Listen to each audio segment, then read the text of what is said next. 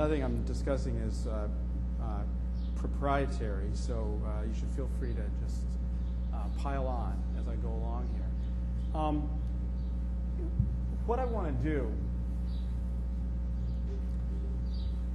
let's see, is this the magic tool?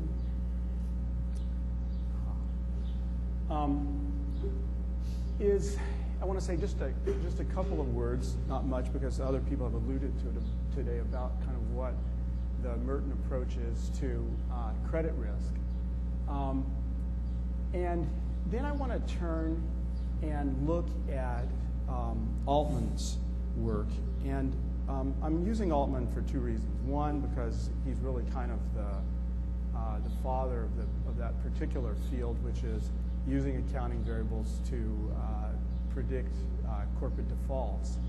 And also because he's nicely summarized all of his work recently in a paper, so I can just refer to one paper instead of 5. And also for another sort of most important reason, which is that if you go out and you look at people that are developing credit scoring models of various types using accounting data, it turns out that there's a surprising degree of overlap with the variables that Ed Altman originally identified back in 1970 and 1980. So what I want to do, though, is do something a little bit different, which is to look at those variables through the lens of the Merton model. So in the Merton model,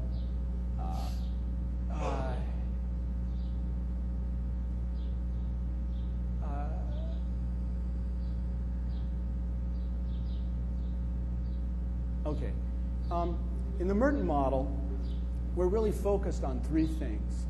What's the market value of the business? Okay, so I'm not talking about the equity value now, but the value of the entire business. So that's something that we go out and estimate. What is the whole business worth? We look at the liability side of the balance sheet, and we, in essence, using an option approach, sort of put a mark on all the liabilities, add them to the market value of the equity, and come up with an overall value of the business based on that. So it's the market value of the business. That's one of the key ingredients. Second key ingredient is to know the amount and structure of the debt and non-debt obligations of the firm. This is actually one of the more sort of controversial parts of Merton applications of various types. For instance, if you look at the original Merton work, in the sort of credit model which he did, he just assumed there was a single claim. It was a perpetuity, and the firm got into trouble when the market value of the business fell to the point where you couldn't make that perpetuity payment. There's never really been a good theoretical answer to the question, at what point does the value of the business have to fall to before it defaults? And if you think about it, what you're really saying is, well, as long as the firm is worth more than what it owes, clearly it's in good shape. If it falls to being worth something less than what it owes, then it's in bad shape. But at what point is it actually forced to default? Well, it really depends upon what's due and payable at that precise moment. Well, that's a very hard thing to define, actually, right? It can depend upon a lot of factors. For instance, covenants come into play. Could something accelerate and become due, and so forth. So there's a lot of issues which arise about how you exactly define that point. At KMV, we took a pretty simple view of it. We looked at maturity structure, industry effects, and some things. But for all practical intents and purposes, if you just imagine that the default point is equal to about 70% of the debt and non-debt obligations of the firm, that seemed to work pretty well as a rule of thumb. So I'm going to look at that, but again in a pretty simplistic way. Then the last thing, which is actually the most important element of the model, in my view, is the volatility of the business. So we talked about understanding the market value of the business as a whole. We can also think about that as having a return associated with it, and we can talk about what's the volatility of the return. And from an ex-ante perspective, what you're asking in the Merton model is, given today that I am I have a firm that's worth $100 billion and I owe $20 billion, the question you're trying to answer is, well, what's the likelihood that the value of the business is going to fall to, say, that 20 billion point within some time frame? So, the way you answered that question from a statistical standpoint is you say, well, geez, that would take an 80% drop in the value of the business. What's the likelihood of that occurring, say, within a year? Well, if we know that the annual volatility of the business is 20%, then we would say, well, that's a 4 standard deviation drop, and we can associate a probability with that. Now, in the canonical Merton approach, the way you associate a probability with that is you go to a log normal distribution and look it up. In practice, what we did at KMV was to collect a whole lot of default data and actually figure out what those empirical probabilities look like, and it turned out that they are close to a log normal, but they are sufficiently distinct that it's important to use the empirical ones rather than the theoretical ones. But the basic idea goes back to that: how many standard deviations are you from the default point? We can argue exactly how to assign a probability to it, but we can certainly rank firms if we think about them in terms of how many standard deviations you are from the default point. And there the key thing we need to understand is, what is the volatility of the business? Now, I went forward here. Let me go back. This is obviously a very sort of highly simplified view of the history of credit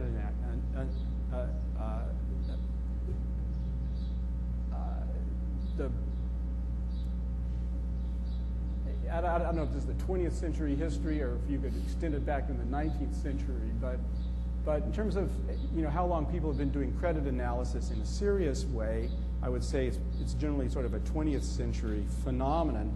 Up until I would say the 60s, ratio or fundamental analysis was probably the only existing method. As the sort of finance field developed, particularly in the 50s and 60s, people began looking at the importance of cash flows. So, for instance, in the ratio analysis, you might look at something like a coverage ratio and say, okay, earnings are this, interest expense is this, we have 6 times coverage, that seems like a nice number, we should lend these guys something. The idea in cash flow analysis was to say, okay, well, that's what earnings were. Let's look out into the future. Let's project our cash flow out, because that's what we ought to be doing according to finance, is projecting cash flow into the future. Let's project what our cash flow needs are into the future, and then we can come up with a more sophisticated analysis than something just like coverage. In the 1980s, people were selling cash flow analysis as the way to do credit right. The Merton approach, which goes back to about 1970, says really focus on the market value of the business and focus on the volatility. The shift to focusing on market value actually is also an important change, because you could easily imagine a business that was going to be unable to service its cash flow for the next 5 years, which would nonetheless be a very good business. And how could you ever sort that out? Well, if there was enough expected future cash flow, it makes sense to pay out cash for a long time. Well, you've got to put a value on that cash flow. What's a credible value? Well, let the market do it. The market gives us a value for that future cash flow, and if that is adequate, then we should be willing to lend in the interim. Because, isn't that what lending is about, filling in those missing cash flows until the firm is actually able to repay? Now,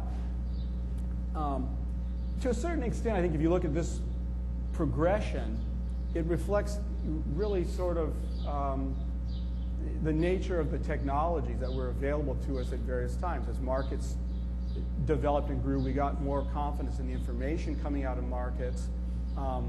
then our theory moved in that direction to a certain extent.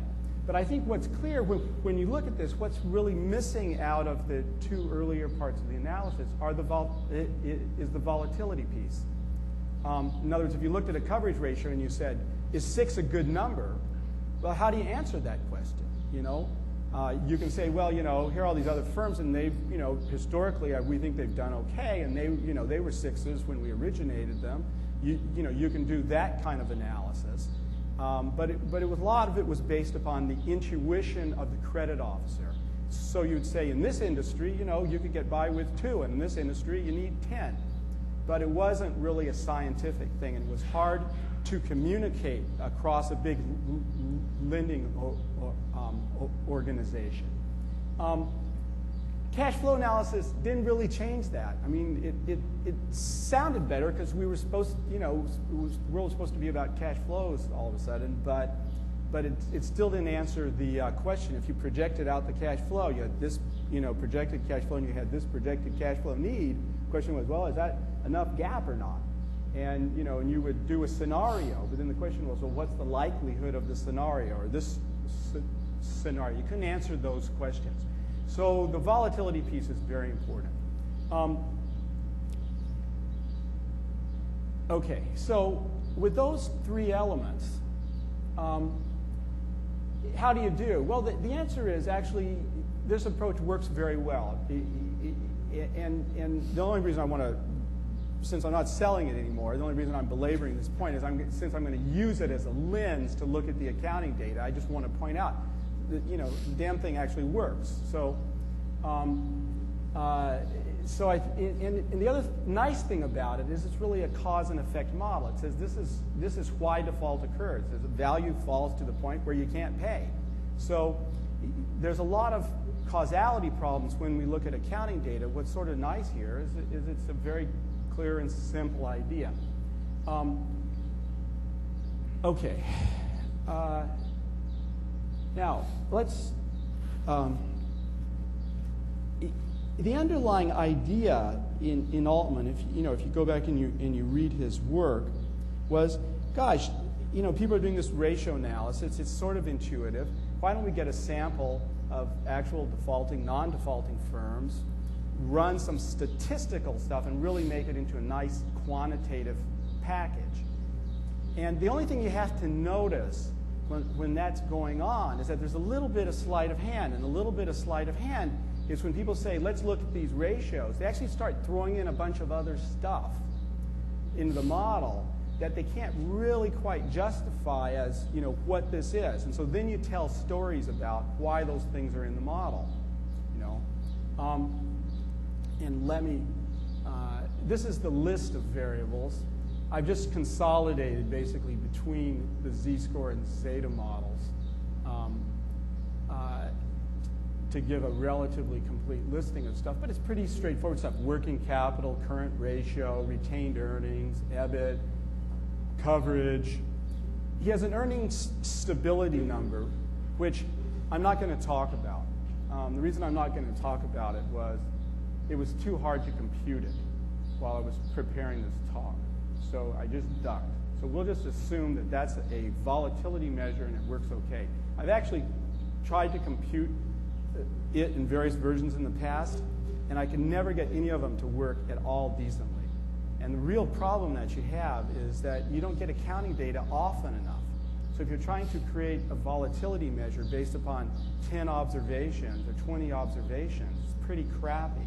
So even if you use quarterly data, you have 5 years of quarterly data, you have 20 observations, it has terrible properties. And so I've never been able to get one of these things to actually work well.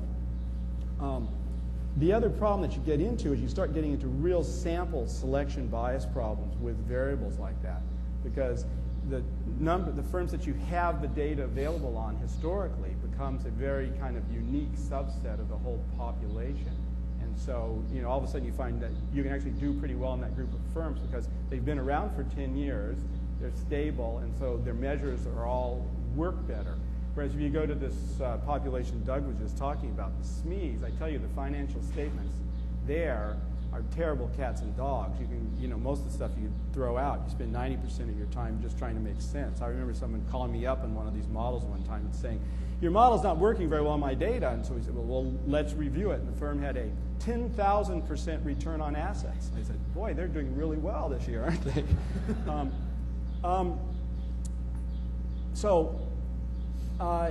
Here's one ratio which comes to importance in Altman's work, and it's retained earnings over total assets.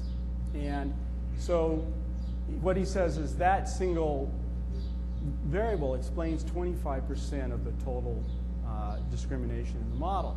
Now, where was that ratio in traditional credit analysis? In other words, when people were doing coverage and leverage, where was retained earnings over total assets? And what does it mean?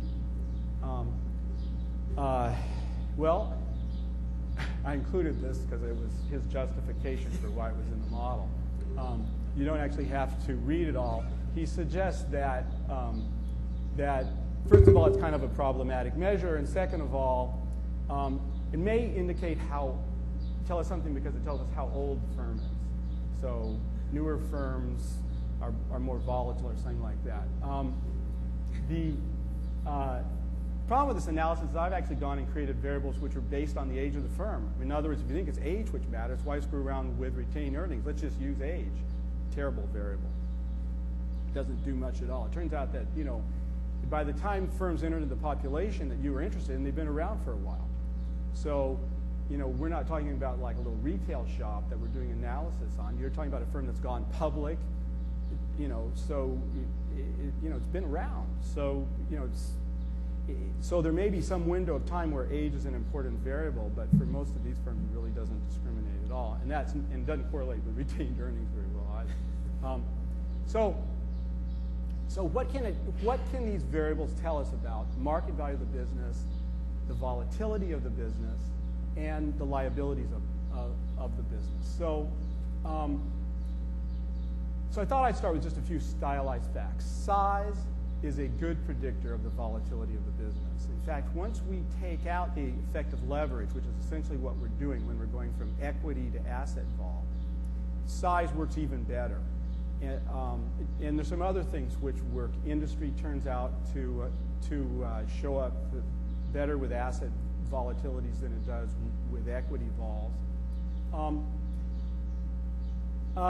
Second thing is that the business market value increases with vol. So one implication, if you put those two things together, is that on average, smaller businesses are worth more than larger businesses are.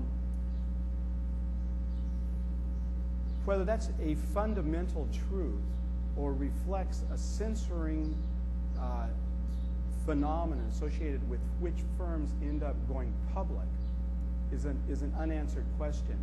It certainly varies by country that have different cultures of public firms. So it's an interesting point. Now, here's a very interesting one, which is not that obvious, which is that volatility and earnings measures are related to each other. And I have an explanation for this. I'm not sure it's any better than Ed Altman's explanation on the previous page. But my explanation for it is that, in a sense, earnings as a percent of total assets is sort of like a one observation volatility measure. If you have a number which looks something like 0.08, then you are pretty average, and your volatility is lower. But if you have a number that's something like 30%, or you have negative 8%, then your volatility is higher. Okay? And that's because you're sort of deviating a long way from that average. We'll spend a little bit of time on this. And the last point is, again, an obvious one, but lower volatility firms use more leverage. If you look at the cross-sectional relationship between equity vol and leverage, what you'll find is it's basically flat.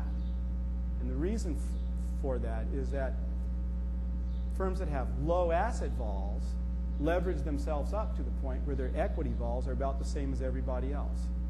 So if you look at the population, firms that have asset vols under 40% tend to have equity vols that are much closer to each other because that's the portion of the population which is using debt. Whereas once you have an asset vol above 40%, you have very little debt capacity, and your equity vol and your asset vol are essentially about the same. Okay, so last point on my what I'm going to do. I'm looking at really noisy data here. So in general, the way I'm going to look for relationships in the data is I'm going to take a variable, which you could loosely call my independent variable, and I'm just going to put it into buckets. So I'm going to put it into equal-sized buckets. In my case, I'm using 20 buckets. So I'm going to, within each bucket, the variable of interest, I'm going to look at what's the median value for that variable of interest. This is a sort of a nice way, I think, of looking for whether there's a relationship in the data or not. In general, if you can't find a consistent relationship like that, there isn't one. If you find a relationship like that, it doesn't mean there is one, because when you actually explore what the data looks like, it may be an extremely noisy relationship around that. In other words, the strength of the relationship may be very small. But in general, what we're going to look for is there a consistent, monotone, or maybe even a humped relationship? But you like to see things changing in a consistent way from one group to the next as you go across the range of your independent variable. So here's a good example. So I've taken log of total assets down here, put things into buckets based upon that, and then I'm looking at the median asset vol, and I've just drawn a line connecting all the points, and you can see we get a nice monotone relationship going down. So this supports my first stylized fact. If we look at the asset vols of firms, it's very closely related to the size of the firm. Now, if we looked at the actual underlying distribution, and it'd be a lot messier. It's very heteroscedastic. This thing sort of flares out as you work your way back here. But in terms of identifying a relationship, that tells us there's one. Just wondering what the scale is. That's actually, see, it's a log vol measure, so it can go over 100%. So that's actually 60% vol, 40% vol, 140% vol. Yeah, it's an annualized vol. Here's one where I haven't grouped, but this is actually a pretty good picture as they go. Okay, so this shows asset vol down here and asset value here, and so what I'm showing is that more volatile firms are worth more on average. Okay? So if I applied my technique here, you would see that there was sort of a line which wandered through the middle of this, and it would be an upward sloping line. But I just threw this one in to give you a picture of what the data actually looks like. And as I say, that's actually probably one of the better pictures. Now, I said that there was a relationship between earnings and asset vol. So I've got asset vol now on this axis, and I have earnings here. I haven't grouped again because I just wanted to show you how messy this picture is.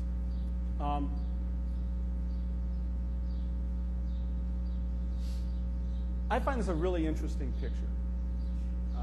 I've been looking at this for about 20 years. And it clearly has some structure to it, right? It's not just a random assortment of dots. The ones that are lined up right here are missing values, so you can ignore this big spike here in the middle. But other than that, so it turns out that, you know, if you actually draw a line through this, and I'll show you what the line looks like in a minute, it actually has an upward slope like this. It goes like that. And so these are your lowest vol firms right around here. And then the volatility goes up on both sides. Though not that much on that side. Okay. So now I've gone back to my technique, and this looks at asset vol and leverage. So this was my other stylized fact, that there's a relationship. So this just shows the amount of leverage and then the asset vols associated. So as the firms that have lower asset vols use more leverage. And what you can see is that this initial range is probably firms that aren't leveraging that much at all, and most of your leveraging is actually occurring out here in this range of asset vols. So the lower asset vols, you have to get down into that sort of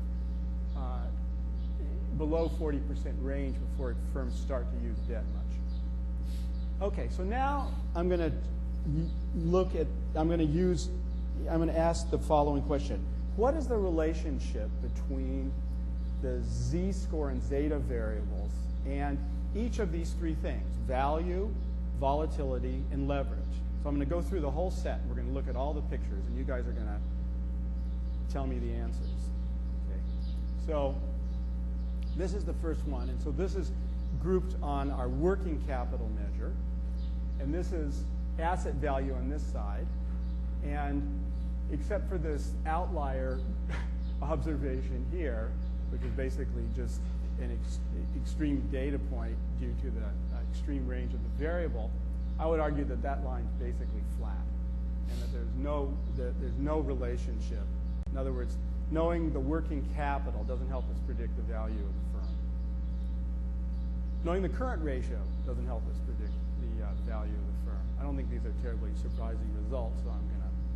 Okay. Here is another really interesting picture. This is EBIT now, right?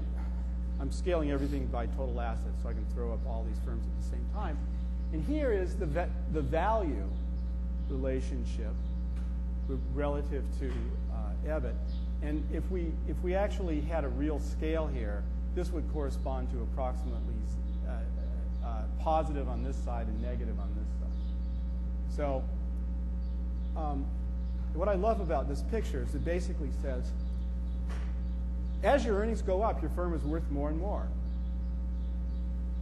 And as you lose more and more money, your firm is worth more and more.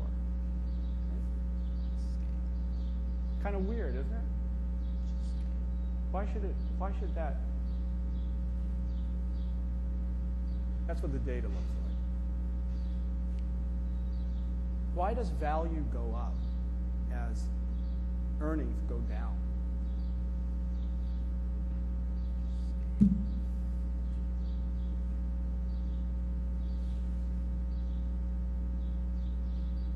Well, I don't think it should. I think it's an anomaly. What I think is going on, and again, this may be no better than Ed Altman's explanation a minute ago. Yes?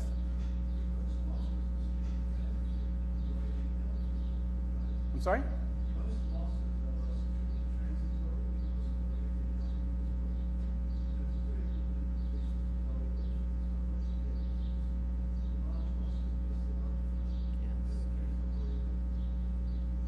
Yeah, in other words, just because you have negative earnings doesn't mean that your value is necessarily low.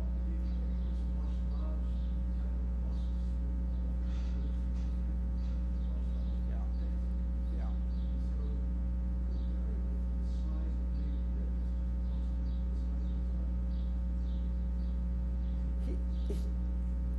I'm going to give you my view, which is similar to yours, but it's a little bit different. My take is what's going on is that suppose that you have low vol and you have negative earnings. What does that mean? It means you're a turkey, basically, right? Because it means that not only are you doing badly, but the possibility of doing better is not that high. So firms that are alive and have negative earnings are more volatile. And generally, the more negative the earnings, and the fact they're still alive, the more volatile they are. So what's happening is that there's a bunch of firms that are disappearing, right, out of the data. You would expect to see them along in here that were negative earnings and low vols. Okay? And what's left are the volatile ones, the interesting ones.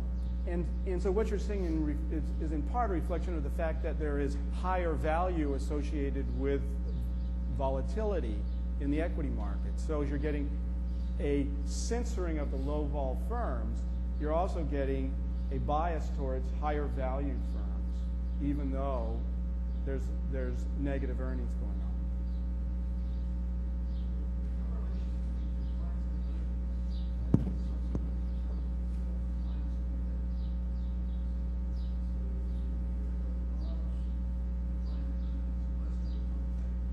Yeah. Yeah. But yeah, so yeah, it's I think another way of looking at the vol issue, right? It says a large negative loss is more likely to be followed by sorry?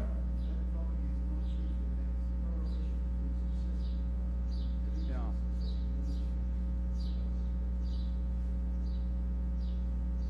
Okay, I'm going to move on here, but I think it's an interesting picture. This is the picture for retained earnings. And there's what the scatter looks like. And it's a very similar picture.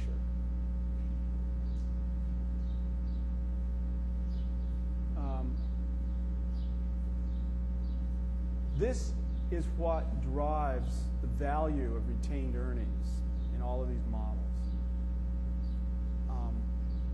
It's the fact that they are telling us something about the volatility of the firm. I'll come back to that point since we're looking at value here. Notice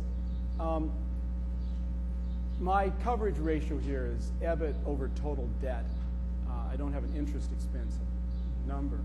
But this relationship looks suspiciously like these two previous relationships in its form. And again, what I think is driving the shape of these pictures are the volatility pictures. So I'll come to those in a moment. This is the value relationship for sales. And what this shows is that sales is not really contributing as a predictor of value. And this is the size.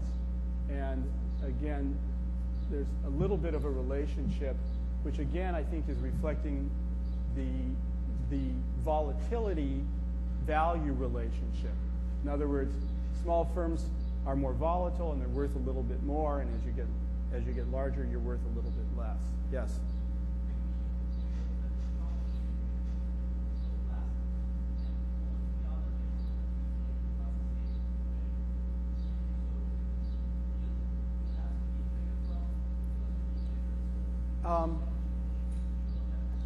Yeah, where do you get, if I was running a regression, what you're saying is absolutely true. It's one of the reasons why grouping helps a whole lot in looking at this data, that you need to use a deflator, but if your deflator is very screwed up, it can cause you problems. It's one of the reasons why you do get outliers sometimes on the extremes, because the extremes are usually driven by extreme deflator problems.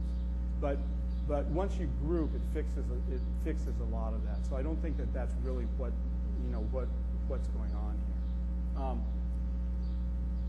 here. Other variable which Ed Altman uses is the average equity cap for the last 5 years divided by total assets, which, if you're focused on market value of firm, is a funny variable from my standpoint, because what you want to use is what's the current market value. You don't, the fact that it was a particular value 5 years ago. But it does actually correlate pretty well with what the value is today. It's not perfect by any means, a pretty noisy picture, but nonetheless, there is some relationship between value and the equity measure which he's using in the model. Okay, so let's turn to the volatility data.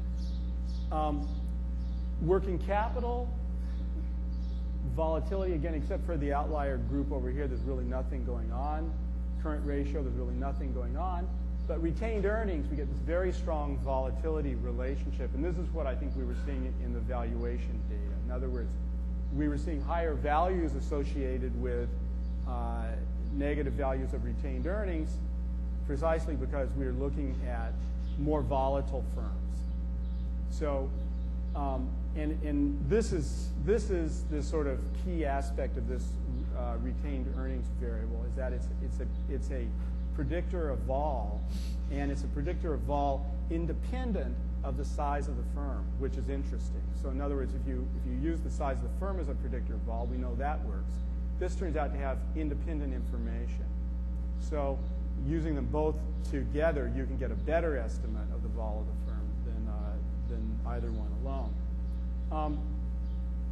Here's the volatility relationship associated with EBIT, and this kind of confirms what we were talking about in looking at that. Looking at the value picture, we saw the values were higher on this side. What we're seeing is the volatilities are much higher on this side as well. And again, the low point sort of falls here, and then it's somewhat U-shaped. This is our coverage measure, and I think that the U shape of this measure is primarily coming from the EBIT component. In other words, one thinks of coverage as a leverage measure, but my argument here is, in fact, it sort of really works the wrong way to be a leverage measure.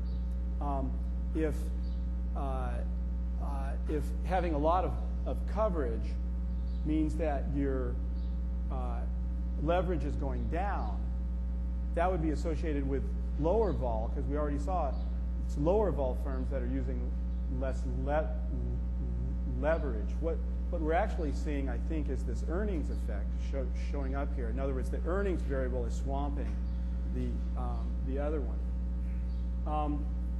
Sales doesn't seem to explain much about vol at all. And now we get to the leverage ratios, and I'm showing two different sets. Okay, let me see if I can explain what I've got here. Okay. I'm showing two variables at the same time. I've combined my current ratio is the yellow and the green, light green, and my working capital is the gold and the dark green. And what's the difference between these is that I've used two different measures of leverage. This is based upon total liabilities of the firm. This is based upon the debt of the firm. Okay?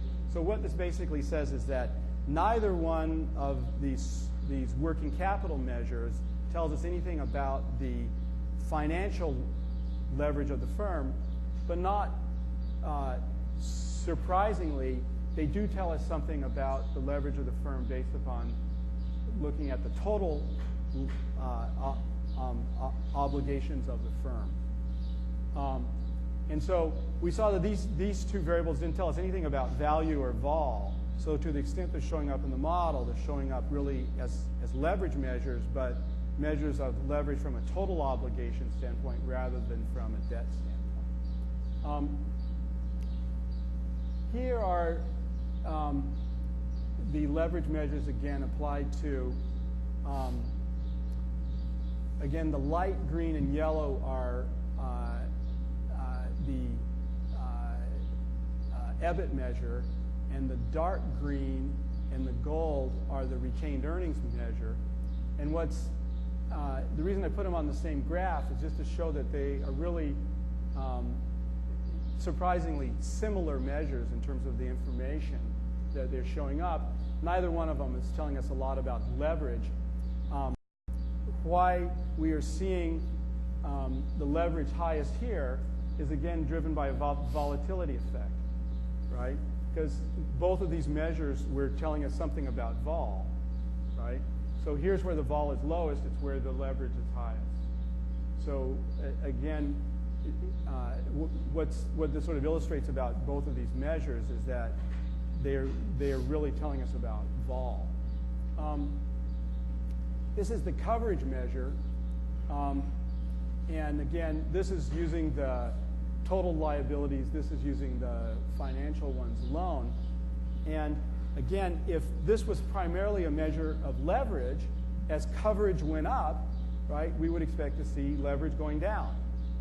What in fact do we see? Well, over here we see leverage going down, right? But on this side of the page, we see it going up. And again, this is being driven by that EBIT vol effect, right? So the reason leverage is going up here is because vol is falling. And over here on this side, it's working the other way.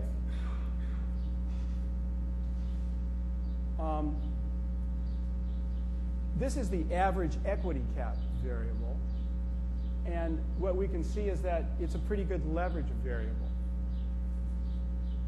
So it's doing, whether we're looking at leverage as total debt or total liabilities, it's picking up both of those. And then this shows sales. And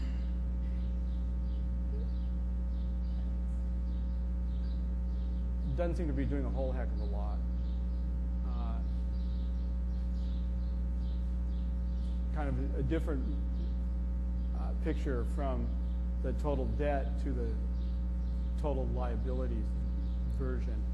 In fact, sales kind of consistently doesn't really show up as doing much. This is size.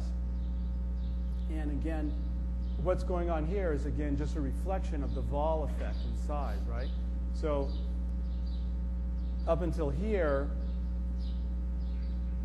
the vol is high, so high that you're not getting much leverage.